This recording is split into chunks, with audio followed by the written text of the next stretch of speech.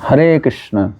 हिंदी रे गोटे कहावत अच्छी, आज जो करना काल करे, काल जो करना परसु, इतना जल्दी क्या है भाई, दिन पड़े जो बरसु।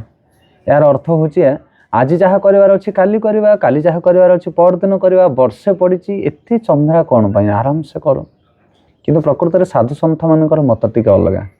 शास्त्र कहे काल जो करना आज करे, आज जो करना अभी, श्वासों में ना करो विश्वास, ये श्वासे रुक जाएंगे कभी।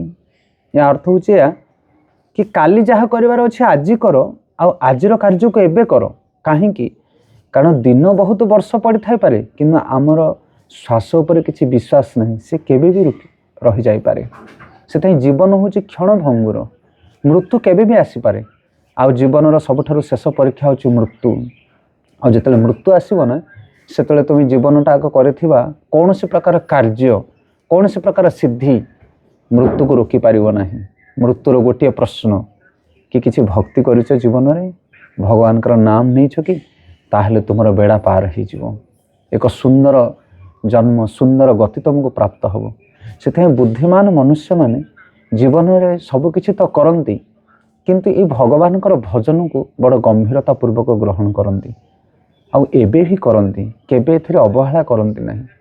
तेणु आमर अनुरोध, आपण मैंने दयाकोरी प्रतिदिन टिके भगवान नाम ग्रहण करंतु, भक्ति आचरण करंतु। कहीं कारण मृत्यु केबे भी आसीपारे। हरे कृष्ण।